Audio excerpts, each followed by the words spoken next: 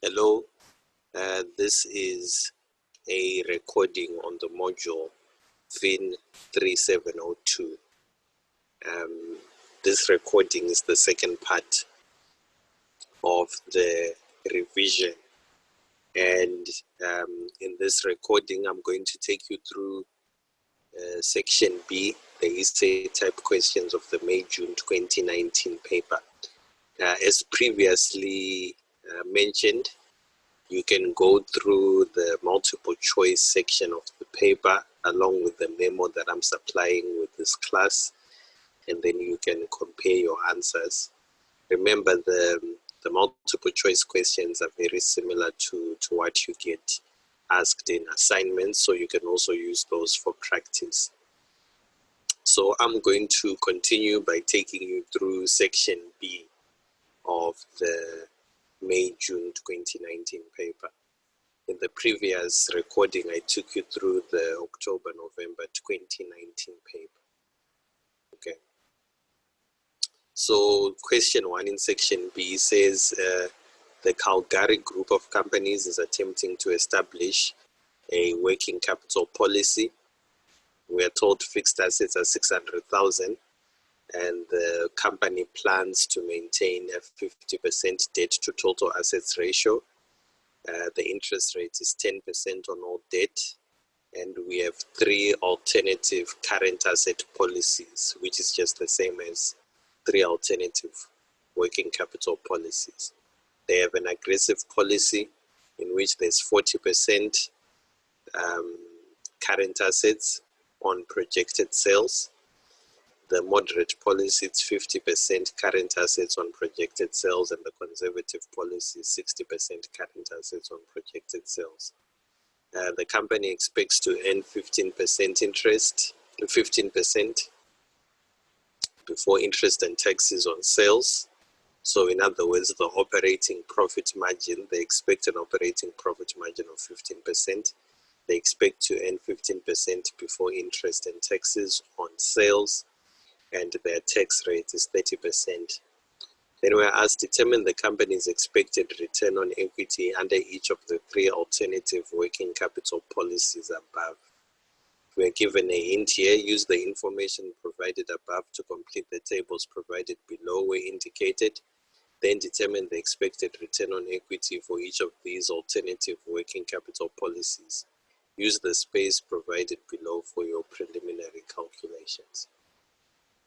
So you have to fill in this template with respect to each of the working capital policies we have been told with respect to current assets, where it's 40% on sales, 50% on sales, 60% on sales for aggressive, moderate, and conservative. So firstly, we calculate the percentages invested in current assets under each of the working capital policies. So under the aggressive policy, it will simply be 40% of sales, giving us 1.2 million. Under the moderate policy, it will be 50% of sales, giving us 1.5 million. And under the conservative policy, it will be 60% of sales, giving us 1.8 million. Right. And then we are told our fixed assets are 600,000.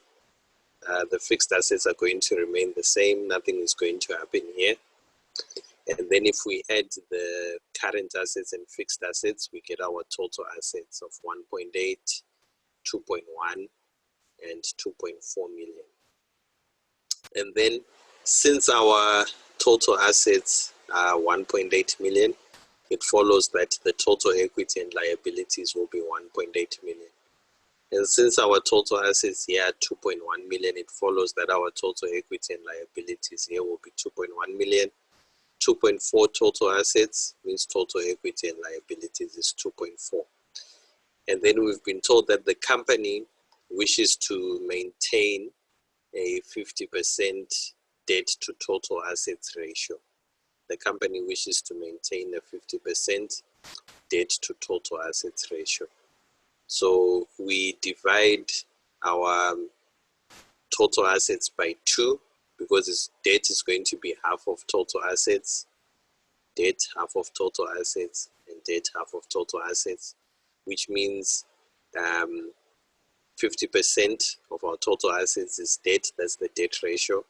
And then we know that total equity and liabilities minus debt gives us equity. So the balance will be equity. We'll say total equity and liabilities minus debt giving us equity. So this 900,000, 1,051,240 for equity, it's simply our total equity and liabilities minus the debt, and then we get those amounts. So that's how you were supposed to complete this table. So debt is simply 50% of total assets. Right, and then the next part of the question, you were given another table. This table now was showing the alternative income statement for Calgary Group under each of the working capital policies, under the aggressive working capital policy, moderate and conservative. So we need to fill this table in, right? So we've been given our sales. We've been told that our sales are 3 million. So these will be our sales, right? And then our earnings before interest and tax, we've been told, are 15% of sales. So we simply find 15% of 3 million, we get 450,000. And then our interest expense, the interest expense is going to be based on the debt that we have right here. It's going to be based on the debt. And we've been told that the interest is 10% on debt. We've been told, we've been told, yeah, the interest rate is 10% on debt. So that means under the aggressive policy, we say 10% of 900,000. 10% of 900,000 give us the interest expense of 90. Under the moderate policy, 10% of 1,050,000 to give us 105,000. And under the conservative policy, 10% of 1.2 million to give us 120,000. So these are the interest expenses that we have. In any question you're doing, whenever you get to interest expense and you can't find it anyway, just try to remember where you dealt with debt before in the question. So we then subtract and we get our earnings before tax of 360, 345, and 330,000. We subtract tax at 30%, 30% of 360, 30% of 345, 30% of 330. We get these tax expenses. We subtract those from earnings before tax, giving us net income of 252, 241, 500, and 231,000. So this is our net income. And then lastly, we can get our return on equity. Our return on equity is given by our net income divided by total equity. Our return on equity is given by this net income divided by total equity, owner's equity. But always be sure to check first to see if there are any preference dividends. If you do have preference dividends, you need to first subtract them before you calculate return on equity. So sometimes there are preference dividends. If there are no preference dividends, we just take our net income over total equity which we obtained before right here. So we just take our net income divided by total equity to give us our return on equity. But if there were preference share dividends, please remember you would have to subtract them from net income. So under the aggressive policy, we get a return on equity of 28%. Under the moderate policy, return on equity of 23%. Under the conservative policy, return on equity of 19.3%. Okay. And then lastly, you are asked, what would you recommend? What would be your recommended? Based on your findings in 1.1 above, which working capital policy would you recommend and why? Right. So I said I would recommend the aggressive working capital policy. This is because the policy will result in the highest return on equity, which means this policy will be the most profitable. So here I advise that we would pick the aggressive policy because of the highest return on equity, meaning that policy would be the most profitable.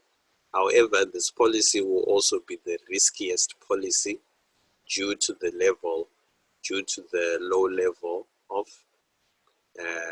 current assets. It's only 40% on sales. Current assets are only 40% on sales. So it will pose the highest risk of technical insolvency. Remember, there's a trade-off between risk and profit.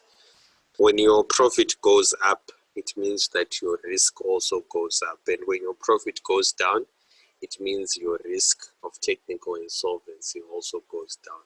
So there's an inverse relationship there. So even if the company does choose to implement the aggressive working capital policy, they are going to be offsetting some risk. They'll be taking on more risk with that policy because they'll have a lower number of current assets. Okay. And then lastly, there was question number 2. Question number 2 was a question on the cash budget. We were given a company here which was forecasting its short-term financing needs, and it requires assistance in determining these needs and the possible costs of financing. The following information has been passed on to you. The bookkeeper extracted an aging report in the system and determined that 40% of sales were paid in the same month that the sales were made, and the remainder was paid 1 month later. And all sales are on credit. This is important. The company has access to a 1 million rand revolving credit facility at a cost of 12% per year, assuming 365 days per year.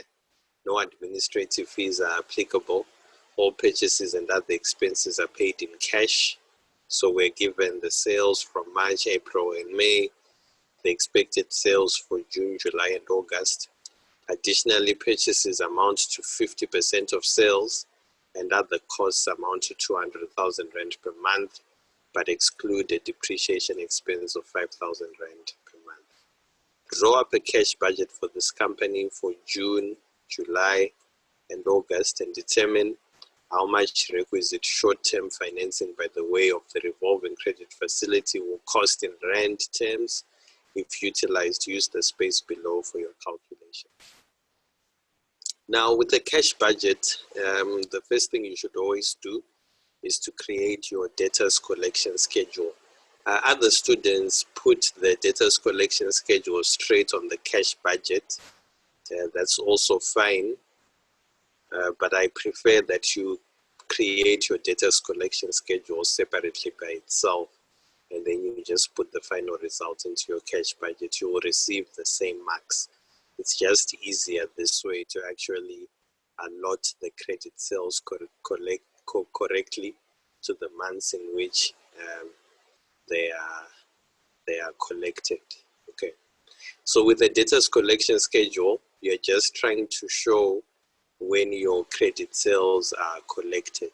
So since we're budgeting for June, July, and August, we put June, July, and August with columns, as I did right here.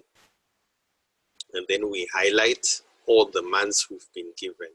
We've been given information on March, April, May, June, July, August. So we then put all the months this side on the vertical side. And then we write down all our credit sales. So we've been told all these amounts, this 500, 600, 400, 300, 400, 800, all those amounts are credit sales. All the sales were in credit, were on credit. So we then put the credit sales associated with all our months, just the credit sales only. We put all the credit sales amounts associated right here. So it's 500, those are the credit sales for March, 600 for April, 400 for May, 300 for June, July, and August, and so forth. And then now we now allot these amounts to show when they are collected.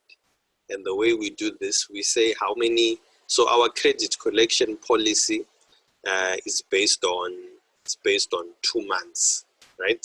It's actually based on 1 month. If there's a credit sale, 40% of that credit sale is collected in the same month. And then the remainder, which is 60%, is collected 1 month later. So whenever there's a credit sale, 40% of that credit sale is collected in the same month, and then the remainder, which is 60%, is collected 1 month later. And all the sales are on credit, right? So we'll start here with March, okay? So March to June, how many months are between March to June? We've got March to April, April to May, May to June. So it's 3 months between March to June, right? March to April, April to May, and then May to June. So it's 3 months. But our credit collection policy just goes up to 1 month after the month of sale. So it means nothing is collected here. Okay, March to April, April to May, May to June, that's 3 months. March to July, that's 4 months. March to August, that's 5 months. So nothing is collected.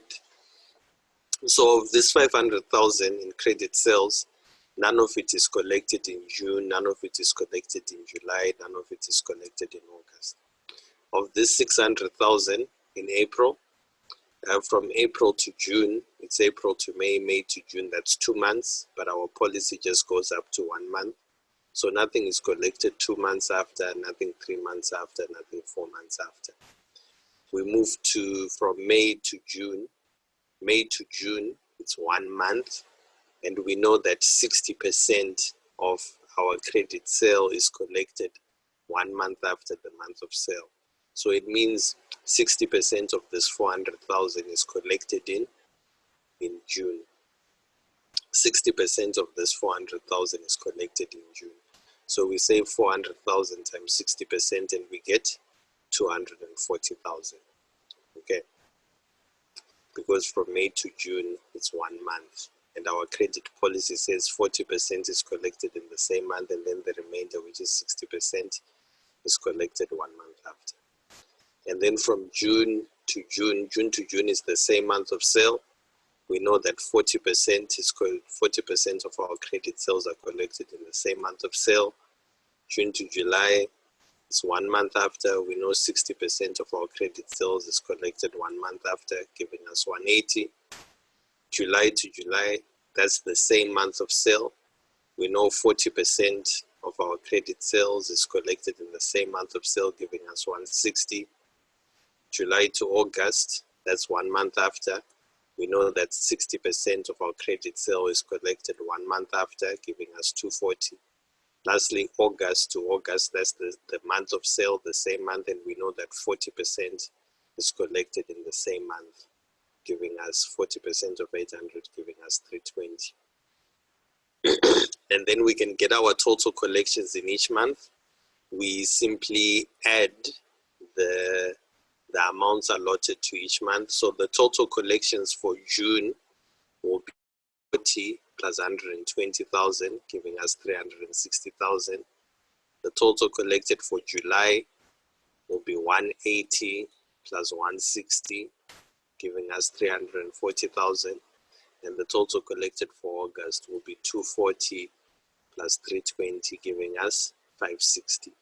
So that gives us the debtors collection schedule. So you might be asked to calculate the debtors collection schedule only.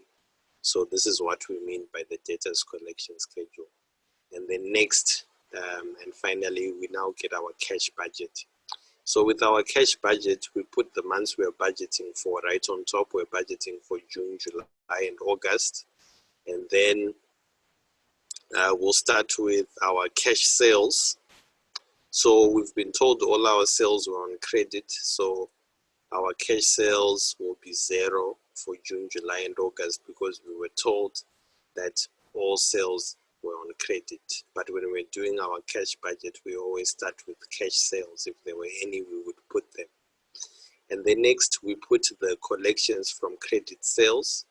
For the collections from credit sales, we just take these totals that we got from each of these months that we created the debtors collection schedule for. So for June, we take that 360 total, for July 340, and for August we take 560. And then always make sure to check your question to see if there are other cash receipts. Sometimes you might find that the company is receiving rental income or some other income. So always check to make sure that there's no other income that the company is receiving. And from what I can see here, there is no other income. So you'll notice that under other cash receipts, it's just dash. But always check, sometimes the company will be receiving rental income or investment income. And then to get the total cash receipts, we add the cash sales, collection from credit sales and other cash receipts, and we get 360. For July, we add the cash sales, collection from credit sales, other cash receipts, we get 340. For August, cash sales, collection from credit sales, other cash receipts, we get 56. So we add, and then we get the total cash receipts. And then we were told that all purchases were on cash. All purchases were on cash and amount to 50% of sales. We were told that all purchases and other expenses are paid in cash, and we are told purchases amount to 50% of sales. So we simply, for June, July, and August, we simply say 50% of the sales in June, and we get our cash purchases. 50% of the sales in July, we get our cash purchases for July, and for August, we get 400.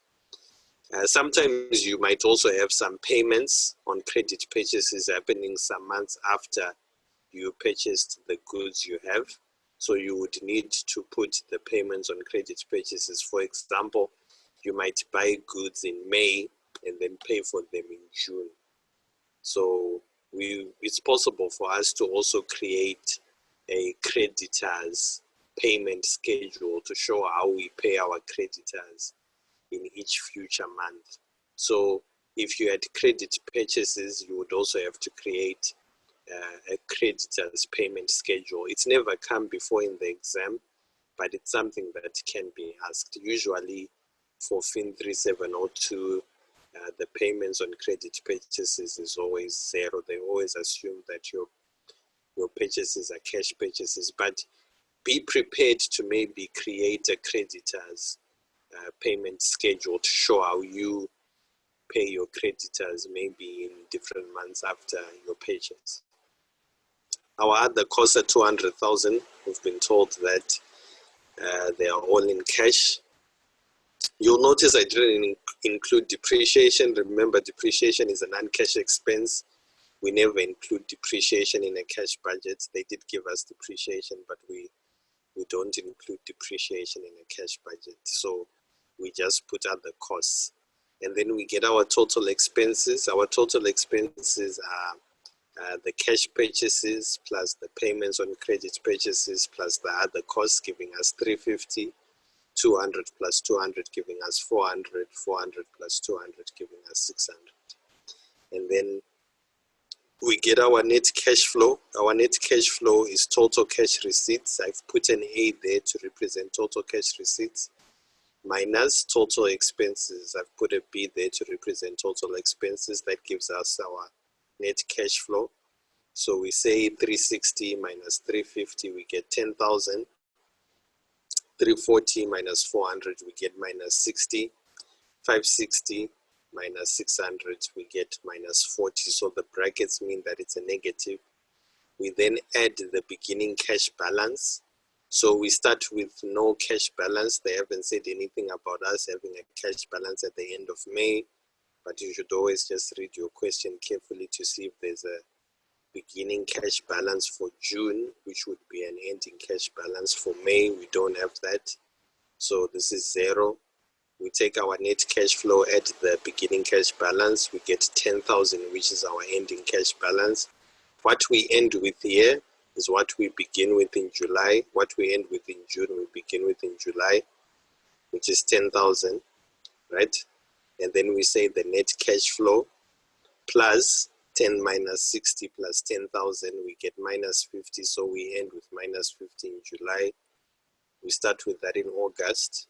minus 40 minus 50, we get minus 90. So it means our ending cash balance in August will be minus 90. That's budgeted. And then we subtract the minimum cash balance. Sometimes the company will want to keep a minimum cash balance of a certain amount. Here there was no minimum cash balance, so it's minus 0, but sometimes the company will have a minimum cash balance. When you subtract the minimum cash balance, if you get a positive answer, 10,000 minus 0, if you get a positive answer, we say that's excess cash. That's excess cash the company has that they can invest in marketable securities. But if we take the ending cash balance and subtract the minimum cash balance and we get a negative answer, like negative 50 here, negative 90 here, it means the company requires money. So that's required total financing. So from the time we are beginning to budget, which is June, up until July, the company will require total financing of 50,000. And from June up until August, the company will require total financing of 90,000. So it will be 50,000 for July plus 40,000 for August, meaning the total required is 90,000 for the 2 months. See, this is not just required financing, it's required total financing. It's telling you how much finance you require in total in that interval. So this is our cash budget. Make sure you know it. It can be asked in a different format, as you saw in October and November 2019. So you really have to understand the different formats, especially the one I just showed you. And then finally, let's find the required financing and the cost. So because we've been told there's a revolving credit agreement, and they also want us to determine how much requisite short-term financing by the way of the revolving credit facility will cost in rand terms if it is utilized. So the short-term financing the company will need will be 50,000 rand in July and 40,000 rand in August. The reason I'm saying the company will need 50,000 rand in July, okay, is that in July the company will have a net cash flow of negative 60,000, but they'll start with 10,000. It means they are going to need 50,000 to be able to meet the 60,000 rand need. Okay, and then in August, the company is going to have a net cash flow of minus 40. So the company is going to need 40,000. This 50 here that we put here is just a negative balance from the previous month, which will be met with the revolving credit agreement. So 50 plus 40 is giving us minus 90. This minus 90 is showing the total finance needed for both months, for both July and August. But if we're just looking at July by itself, we need 50,000. And if we're looking at August by itself, we need 40,000. And then on top of the 40,000 for August, we're adding the 50,000 for July. That's how we get 90. Okay. So the short-term financing the company will need will be 50,000 rand in July and 40,000 rand in August. This gives a total of 90,000 rand, which we assume is paid back after 1 year. We assume it's a 1-year revolving credit agreement. We assume it's paid back after 1 year under the revolving credit agreement.